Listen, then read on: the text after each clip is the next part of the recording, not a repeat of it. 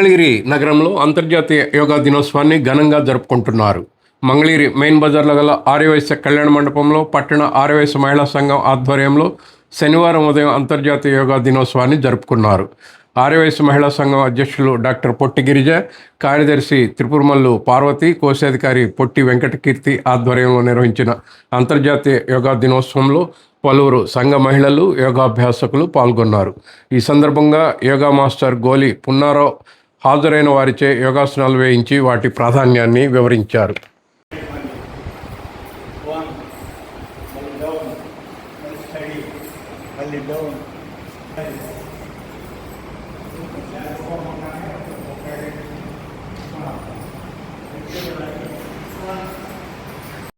అదేవిధంగా ఆర్యవైశ్య మహిళా సంఘం అధ్యక్షులు డాక్టర్ పొట్టి గిరిజ మంగళగిరి టైమ్స్తో మాట్లాడుతూ దైనందిన జీవనంలో యోగా ప్రాధాన్యాన్ని వివరించారు. అలాగే యోగ సాధన వల్ల కలిగే ప్రయోజనాలను తెలియజేశారు.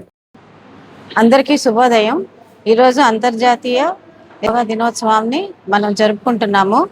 మోడీ గారు ఐక్యరాజ్య సమితిలో చేసిన ప్రసంగానికి విపరీతమైన మద్దతు లభించి ప్రపంచ దేశాల మద్దతు లభించడం ద్వారా యోగాని అంతర్జాతీయ దినోత్సవంగా జూన్ 21వ తారీఖుని అంతర్జాతీయ యోగా దినోత్సవంగా మనం జరుపుకుంటున్నాము. యోగా అనేది భారతదేశం ప్రపంచానికి ఇచ్చిన ఆధ్యాత్మిక సాంస్కృతిక వారసత్వం.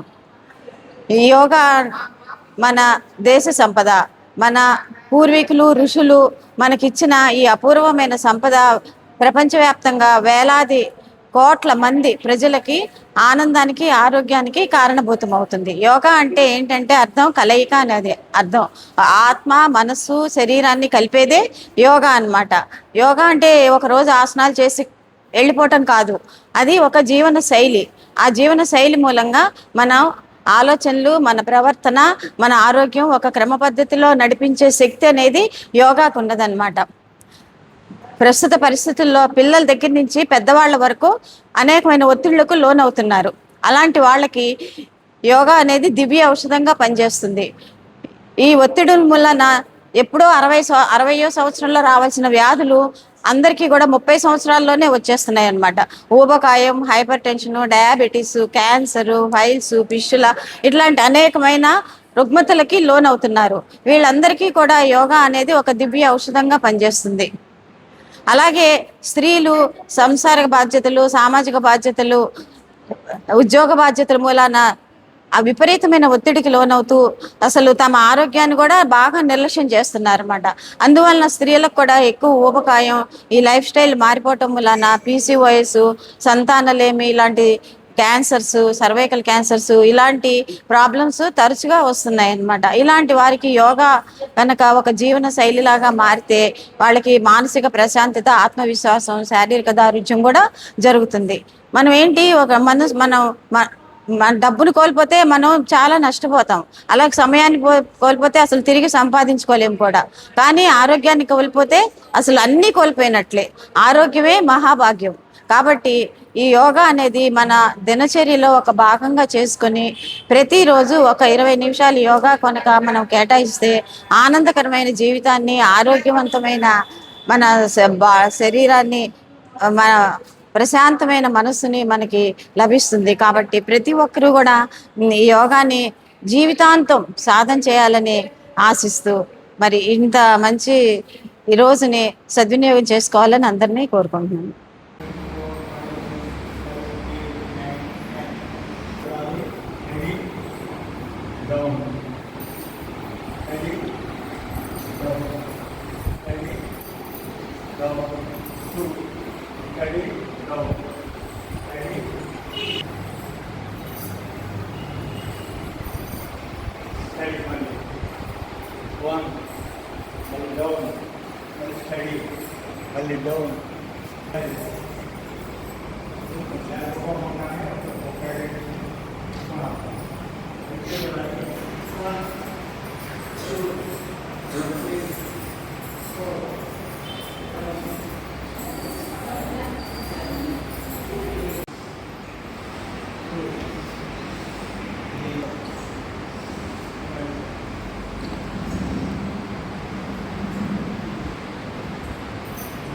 మధ్యలో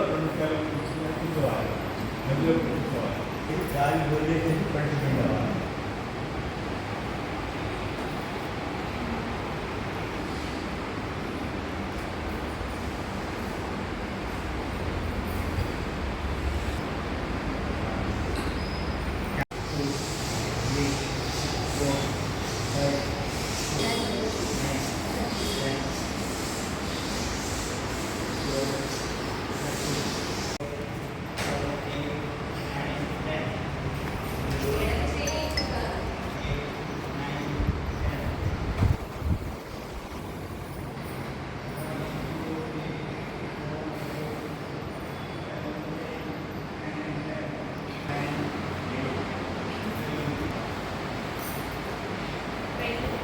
Okay.